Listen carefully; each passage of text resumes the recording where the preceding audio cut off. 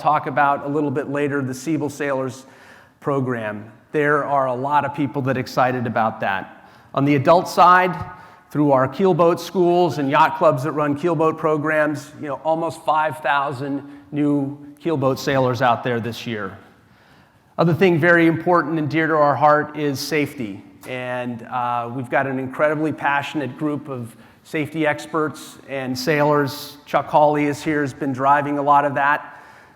Over 4,600 safety at sea certificates. So these are the programs that are helping our sailors understand what happens when things get rough. And we've introduced over the last several years a way to make that accessible to a lot more people through online learning, and it's having a really positive impact on things. We also do a lot of powerboat training. And you might ask, well, why do you do powerboat training? Well, it developed from making sure that our coaches and instructors knew how to drive powerboats. That's a critical skill as they're out there coaching and guiding sailors on how to get better. Powerboat is a critical tool there, and we want to make sure they're doing that correctly. On the Olympic side, busy year, always leading up to the games. 142 race days, 18 at the Olympic venue in Enoshima. We go and spend a lot of time over there to try to get familiar with the conditions, get acclimated to what's going on out there, meet the local communities, and try to learn as much as possible. We had a strong year. We're getting better. We've got a long way to go, but 37 top 10 finishes and 13 medals across the board. We had a really strong Pan Am Games, and we've got a really dedicated team of Luther, Meredith, Sally, Leandro, Kate, and all our coaches that are supporting our athletes, making them better every day. And we'll be talking a little bit more about that. Race administration, sort of the foundation and infrastructure of competitive sailing. That's sort of the core of what we do. 1,100 participants in our seminars. These are run at clubs and other sailing organizations trying to share the knowledge of how to run a good race. A lot of, very volunteer driven there. Education, this is sort of the foundation, the new mentors, the new coaches and instructors, almost 1,200 new certified instructors that are working at your programs across the country. And from the offshore side, over 1,000 rating certificates. That's run out of the offshore office and are working with our partners at ORC, Rourke, and the Offshore Racing Association here. So that's quite a spectrum of things that we do. And we've got a staff of, and I'll show you in a minute, about 52 people that make that happen. From a marketing perspective, we put a lot of content out there and talking to a lot of different audiences. And it's something we're always talking about how we improve that. And we're continually working on that. Social media is something that we're continually challenged with and work hard to get the message out in those ways. It was great to have a speaker yesterday talking about that in our social media minutes. We hope everybody uses those. And we're building our following. We've got over 200,000 people that follow us, and that's growing every year. So quite a bit of stuff. Now, how does this all happen? So we've got just a little under 44,000 members. And I know most of you in here are supporting that, and we thank you very much for that. That's critical. That's a sort of our lifeblood is our membership. There's 1,700 sailing organizations that are members of U.S. Sailing, probably around 1,100 yacht clubs, 500 or 600 community sailing programs that are part of our organization. We've got 56 committees and over 300 volunteers formally listed on those committee lists. And we know there's probably double that are all out there supporting them as well. So when I say thank you to our volunteers, this is really what's critical for us. This is the foundation of our organization. And then my team, which it's a pleasure to work with every day. And then just to give you a sense of the numbers, what does it take to do all this? We're just under about $10 million a year in revenue. And it's broken up, as you can see. Membership is about 20%, program revenue. We generate a lot from public support, people that just want to support us. They make donations. That's a big backer, big resource for our Olympic program. The U.S. Olympic Committee is another big source for us in our Olympic program and performance things. Sponsorship. As Josh mentioned, the people that are supporting this event, Rolex last night, sort of a breakdown. So we've got a diverse revenue stream for U.S. sailing, but I mean, if you look at that, under $10 million, there's probably 25 yacht clubs in this country that have a bigger budget than that. So I would say that we're pretty thrifty with the limited resources that we have. And I gotta commend the volunteers and my team for helping us use that as efficiently as possible. And I hope our members have confidence that we're using their membership dollars in an efficient and responsible way. So, I'm going to talk about youth. And whenever I think about coming up in front of a large audience like this, very diverse interests, it's like, what do I talk about? Because I'm always concerned, am I going to leave somebody out? Am I going to forget something? It's like whenever we publish something that has pictures in it, I got to make sure that, multi-hulls are there. There's adaptive sailing. I mean, just the spectrum of things that we have to think about. So what I'm going to do today is just focus on one thing. And I think it's something that everybody can get behind. And it is the cornerstone of what we do at U.S. Sailing, what we think about. I think it's on everybody's mind here is youth.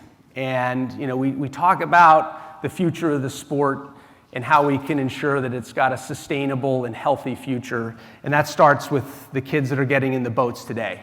And how do we position them? How do we inspire them? How do we excite them? How do we keep them? So we think about this every day. I think about it as CEO. I thought about it while I was Commodore of a yacht club. I was Commodore of the Beverly Yacht Club in Marion, Massachusetts for 2 years. Youth sailing is a critical component of that. Our Olympic hopefuls, Stu McNay, is from the Beverly Yacht Club, and very proud of that. And I also think about it as a father.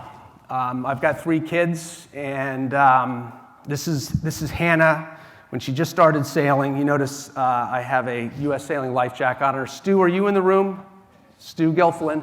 I'm going to make sure that every picture in here of somebody sailing, especially my daughter, she's got a life jacket on.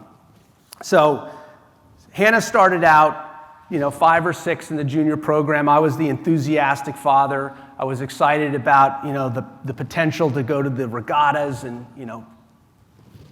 hook up the rib to the back of the Toyota and drive all over the place and get into that whole scene. I was really excited about it. This is my good friend Dan Cooney, who I grew up with. We sail a lot in Marion. So Hannah came along, first kid, totally excited about all this. There she is sailing with her friends. Unfortunately, the open skiff wasn't around then, but we do have them now, and my middle daughter has had a lot of fun sailing that. So this is what we like to see, right? Smiles, having fun. We actually had the opportunity when she was in 5th grade to sail from here, from San Diego, down to Puerto Vallarta. We pulled her out of school and went with a good friend of mine, Chip Johns, and sort of get a little big boat sailing, which is a great thing to do. She learned all the tricks of the trade, had her doing the dishes, which was a great thing as well. So we had a lot of fun on that trip. And then there was sort of, the drop-off. This is her sort of 2nd season of racing, and she'd been crushing it in the Green Fleet. We were New Bedford out on the Cape. All right, it's like last regatta of the year, the Beverly Yacht Club Junior Regatta. It's like, okay, Hannah, you're ready to move up. Let's take on that challenge. Well, this is the last race, the last day. It's sort of a dreary day. There's not a whole lot of boats behind her, and this was not an inspiring last race for Hannah. And so she sort of lost a little bit of interest. And I think that that's something we all deal with kids, is how do you keep them inspired? And I probably was, being the enthusiastic father, pushing a little hard. And so she sort of lost interest. And I was sort of bummed about that. But when she turned 16, she was, she's pretty entrepreneurial. She's a go-getter. She got her level 1 certification, and then went and taught sailing for 4 years. She worked for 2 years for Andy Hurley in New Bedford at New Bedford Community Boating, which was really interesting. You take a kid from Marion, Massachusetts that's going to Tabor Academy and throw them into New Bedford working with inner city kids. One of the experiences she had is they had a group that came from the sort of the youth juvenile detention program. And she's a 16, 17-year-old girl, and here are these kids coming in that, they have a handler with them, and she's taking them out sailing. So it was a real, I think, learning experience for her. So she did that for a couple of years, and then she came to the Beverly Yacht Club, and that was her sister there next to her. And now she's sailing with me. So she's sort of gone through this cycle. And here she is with some of her friends. This is what we want to see, right? This is what we want to see. And this last one, this was last year in Charleston. She came with me, and we're going to do, she's been pinging me, did you get the boat, did you register? So this is this cycle that we want to create. And, I think Hannah's been lucky in that,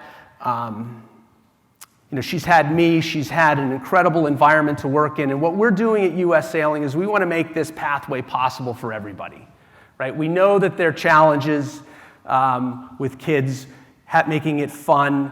You're not overloading them, over-specialization, this idea of retention and keeping them in, getting them skilled in the right way. These are all things that we're working on. I was, the other night I was talking to Bo Vrolick, who's here. Is Bo here in the audience this morning?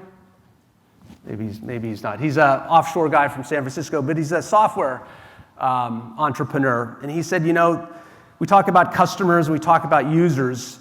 The only sort of industries that talk about users are software and drugs. And you sort of get stuck. They're users. And at US Sailing, we look at our audience, our members, as customers. And I was just thinking about it. I said, you know what? We need to think about young sailors as users. And don't take the connotation to drugs in the wrong way, but we want them hooked. We want them drinking the Kool-Aid. So I told John Pierce yesterday morning we're going to start referring to our young sailors as users going forward. So what are we doing to inspire this? And I think people have heard different parts about what we're doing, but it's about sort of squaring the pyramid. We know the traditional model of youth athletics and youth sailing has been this pyramid where opportunities decline. We're squaring it. We're developing a curriculum. John Pierce is driving, and we're working with some of the best sailors in the country and the world to develop these competencies, age-based, appropriate competencies for kids, and multiple pathways. So it's not just going into high-performance racing, but the other end is we want to get them skilled so they can sail all their life, so they're excited, so they're confident. And this is a program that we launched sort of 2 years ago and is coming into implementation. There's probably a group of clubs and organizations here in this audience that have been working with John to roll this out. This is sort of the framework of it. It's sort of the American, it's based on a model that was developed at the Olympic Committee and through some other sports of hockey called the American Development Model. And it's about, focusing on the appropriate skills at the right time. And what we're doing is we're using this platform, and the idea is that we want to not take years to build this. We're looking at building it in pieces. We want to measure how we're doing. We want to learn from that. We want to adapt in sort of this development cycle that's quick, we're reactive, we're able to respond. And we launched this platform Skill Up last year. We're trying to take and communicate with our users in a medium that they're excited about. And the Skill Up app was developed in conjunction with a firm up in Maine or New Hampshire.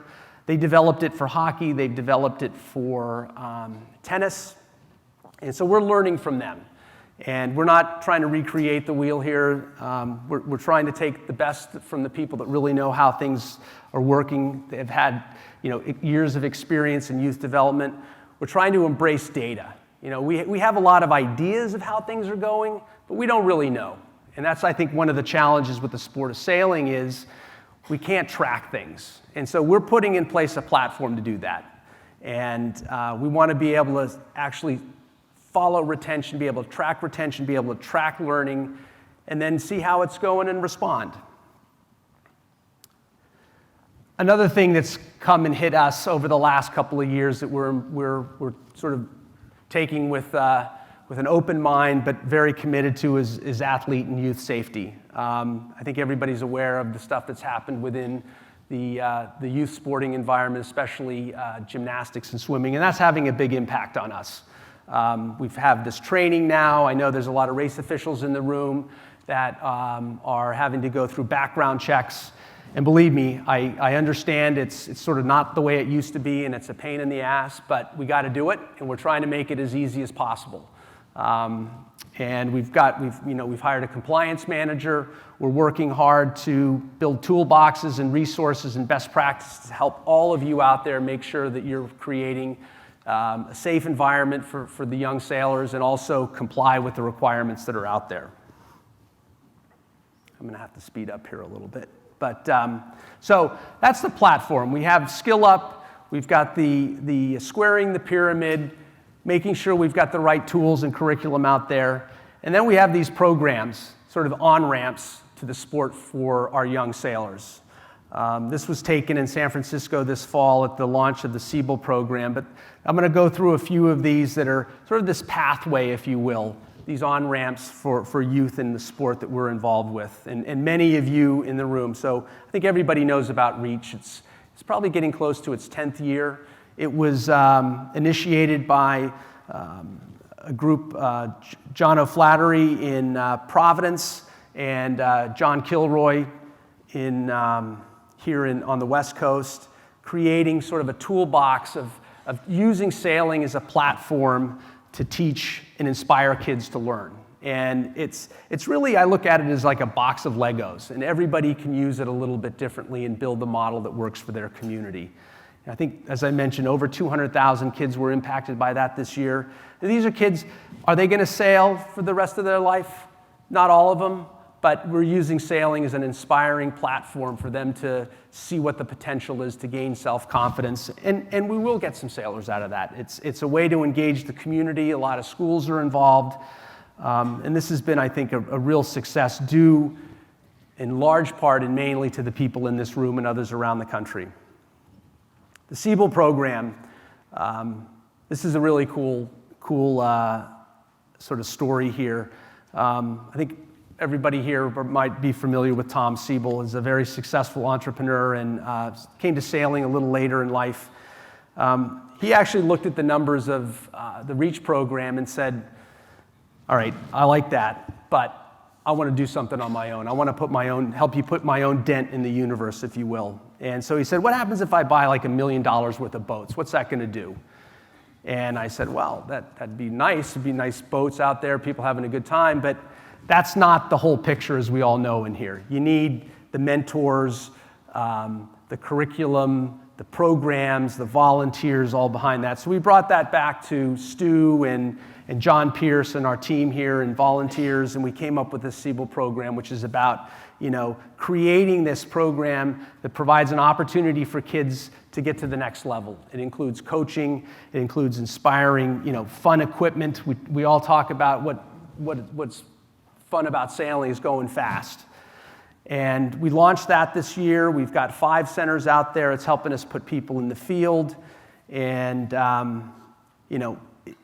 it's gotten such a good response that when we launched this, Tom said, you know what, let's double down on this. And we want to make it 10 centers around the country. So that's something we're all working on. We're like trying to catch our breath a little bit to make sure we roll this out right in the first time around. But it's going to help us change. It's sort of the incubator for us as we roll out some of these new models and new approaches to teaching sailing and inspiring kids. The other part of this, when we talk about what's going to keep kids excited and involved, is the people that are teaching them, the coaching, the mentors. And we're doing a lot of work with that right now. We hosted a seminar a little earlier in the week for our ITs, our instructor trainers, on how to utilize this new online component of our Level 1 course, which was teaching fundamentals. So we're trying to adapt, existing technologies and new tools into our training regimes. We've been rolling out and hosting these national training symposiums, which is bringing top-level coaching, sort of our Olympic and professional coaches that are out there, bringing them into and inviting, instructors and coaches from across the country to come in and learn from these really incredible teachers. This year we introduced, with Corey's help and some support from some women leaders in the sport, we brought in and focused on a group of women in a women's clinic. And I think, Dawn is here and several of the others, JJ and some of the others that were involved in this. And that got a really good response. And these are things that we're evolving, we're testing, we're tweaking, and we're going to continue to push. But this is, coaching, instruction, these mentors is critical for us going forward. Next thing we have is our Olympic development program. And, it ties into all this. So we've got Skill Up in our development path. We've got Siebel, we've got Reach. These are creating the users that are going to come in and work with Leandro and be the next sort of champions for USA. And ODP, its really finite goal is to help us create Olympic sailors. But if you look at the kids that are coming out of this and the young sailors, they're impacting the entire sport. They're coaching. They're going into America's Cup. They're looking at Volvo stuff. I mean, they're impacting all of the sport. And this is from 2018 when we won the Nations Cup in Corpus Christi at the Youth Worlds. And, several of these young sailors are now on Olympic class boats and looking at Tokyo 2020 and 2024. So really important part of what we do, and it's helping us connect the dots. This was our performance from last year, the things we're involved in. We run a lot of training camps, and this is really another collaborative program that we do. We don't have all the answers. We need to tap into the community. So we work with a lot of the regional training programs. We bring in coaches. Doug DeVos, who's going to get up and speak after me, his organization, Quantum Racing, has been a huge supporter of us, and we really thank you for that, as well as America One. Paul Gierhart is here, really helping us with this vision of creating these inspiring leaders for the future for us. If you have any questions about that, we've got our Olympic program and staff that are here. So the final thing, and I only have a minute left, maybe I'll go over just a minute or two if that's okay. Olympics, we've got a big year coming up. Tokyo 2020, then we've got Paris, and then what's on a lot of people's mind, and for those of you that were in the pavilion last night, LA 2028 is a really big opportunity. And one of the things that's interesting is I travel around and talk to different sort of stakeholders. Some people are really excited about Olympics and whether it's the young sailors that are in their communities or the fact that they love the Olympic movement, they get it. And then there's others that say, we're spending too much attention on that. We spend too much money on that. That's like a drain. And that sort of hurts when I hear that from people. And I can understand it. But I think you need to look at, you want me to start dancing now?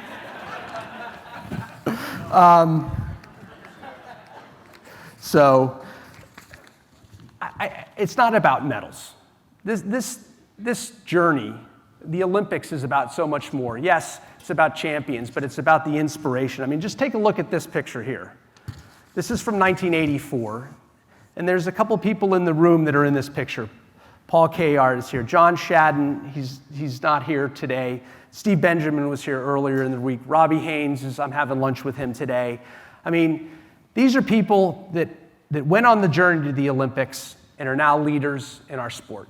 They continue to inspire us. So I think we need to look beyond sort of the medals and what people think of Olympics as elite. It's about sort of the roots of our sport, and it's really important. And we want to give everybody an opportunity and a little inspiration. I'm going to read something from our resident Southern poet, who who sort of crafted this for a program that I'll talk about in a second, but it's from Luther Carpenter. It says, at the core and the heart of every great champion and Olympic campaigner lies a childhood history and story. It begins at a sailing club, many times in a remote location where a kid is delighted in the fascination and thrill of messing around in boats. Parents notice the joy and the interest the sailor shows and even offer up, hey, you're pretty good at that. The youngster brims with pride and becomes more impassioned with the newfound love and commitment to sailing. A few years later, the growing sailor has competed in a variety of regattas, collected a trophy or two, and has learned that the sailing community is a vast network of shared experiences, filled with small details and tricks, and is a social extravaganza. As the years roll by, all of a sudden the youngster hears of higher goals, demonstrated by a generation or two ahead of them, right? The Olympic quest. These sailors have decided that they will take their blossom talents and search for the answer. If I fully dedicate myself and my efforts to be the best I can be, can I go to the Olympics and win a medal? In America, this cycle is happening every day at your club. Youngsters are being helped by their parents. Teenagers are representing their clubs and winning regional and national championships. The dreams start to develop in their eyes. They watch carefully what the current champions and Olympians are doing today and are inspired. Today is replaced by tomorrow, and before you know it, it's 10 years old. The 10 years old delight with boats turns into a determined Olympian on the starting line. Members and clubs from all across our nation have proudly fostered these talented sailors. The sailing community in America has an incredible history in passing on this torch. We know it's our pleasure, role, and honor to spread the sailing fever and obsession. Our sport's complications and never fully conquered challenges make us lifelong scholars and ambassadors of skill. That's what we do. So, these are the heroes and inspirations of yesterday. Here's where we're going tomorrow. These are people and athletes that are working hard every day. I think you'll recognize many of them. They're inspirations to all of us. And I think we all need to get behind them and support them because they certainly need that. We've got, 162 days. Is that what it is, Meredith? 168, sorry. And is Danielle in the room? How many is it into to Paris? Like 1,000? She said it last night. I mean, she's got her mind focused on this. So anyway, get to know these folks. They're incredible. And they're representing us. They're going to be inspiring us. They're going to be leading this sport going forward. And we're making progress. Have we had our bumps in the road? We have. But this 2 weeks ago, we got 4 medals in Miami. You can see Caleb and Luke, Erica, and Pedro holding the American flag proudly. And then just last week down in Australia, Riley and Anna won gold medal in the precursor to the NACRA 17 World. So we've got incredible talent out there. And it's come through all of you have contributed to that. So how can you help? So we've got this thing called the Club Challenge. Sandrine is out in the reception area. We're trying to raise $500,000 for the athletes to get them to Tokyo. And what we're asking clubs to do is go back to your membership and help us build a fan base. Help us engage the sailing community around these athletes that are going to lead us in Tokyo, in Paris, and in LA, and into the future. And we're asking you just to reach out, communicate to them, make a commitment to support the team, and help us raise, the resources are critical, but we really need the support, the engagement of the fans, and we're trying to do that. We need to bring the sailing community together behind these athletes. It's incredibly important. These are the clubs that have joined us. We've raised about $45,000 so far. Many of our leaders in this room have sort of said, I'm going to put up a matching gift of $5,000 or $10,000 to inspire my members, my fellow sailors in my local community to join me. So I ask that you all think about this, talk to Sandrine, go back to your clubs and organizations, and get everybody really excited about this. because this is going to pay dividends in the future for all of us. And finally, I'm going to close with this slide. This is sort of bringing it all back together. These are the coaches that are part of the Siebel Program. They come from TISC in San Francisco, some of the clubs in Chicago. I'm sorry I don't have all the names on the tip of my tongue, but these are community sailing mentors. These are program directors, coaches that work on a daily basis with young kids from across the country. They went for a training session at the Olympic Training Center in Colorado Springs. And you think about it, well, what are community sailing people doing at the Olympic Training Center? Well, I'm just going to read you one thing from Chris Childers, and it says, "It was inspiring and motivating. Taking us out of context of sailing was beneficial for this specific training and its focus. The Olympic Training Center was buzzing with energy and inspiration. Unlike at a regular conference hotel center, I felt deeply connected to the athlete facet of our sport.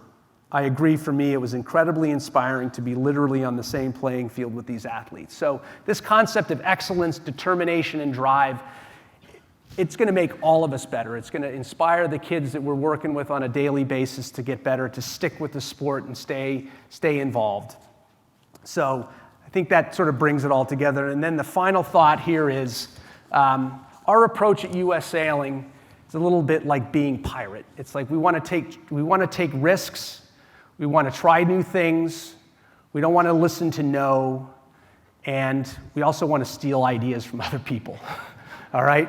And I will say that this is not my original idea. It came from another person I think we all admire, Steve Jobs and Apple. And they had this concept of being pirates. So John Graham helped me create this little logo here about sort of doing things differently, being inspired, challenging the norm, being disruptive. And so I ask all of you to do that. And with that, have a great rest of the conference. I look forward to talking to all of you, and thanks for being here this morning.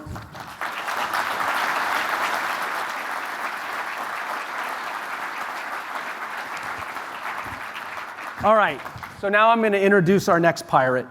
But before I do, I just want to note that after Doug gets up and talks, we're going to have a little period for Q&A, and I think you can submit questions through the activity stream on the events app. And once Doug is finished with his piece, I'm going to come back up and we'll ask some questions. So try to use that process to forward questions. So I'm really excited to have Doug DeVos here this morning. I had the opportunity this past summer to participate in a sponsor conference that American Magic hosted in Newport. And Doug got up and talked to the group, and his message was it really connected with me and with where we are in the sport, the challenges we have, and I think the thinking that we need to take and sort of making a difference and sort of changing this trajectory. Doug has been extremely successful in business, in sailing. He co-chairs the board of directors of Amway, one of the leading direct selling companies in the world. He previously served as president of Amway for more than 16 years, and his focus on fostering entrepreneurship and providing opportunities for people around the world to start businesses on their own helped drive Amway to a leadership position in the industry. And we talk about somebody that's gone through an evolution of changing times and worlds and cultures. I think Doug is the epitome of that. Doug, along with his wife, Maria, are very active in their personal foundation, supporting many community causes with special emphasis on families, education, and economic opportunity for all. And he's also a big supporter of U.S. Sailing, as I mentioned, through the Olympic Development Program and Quantum, the partnerships there.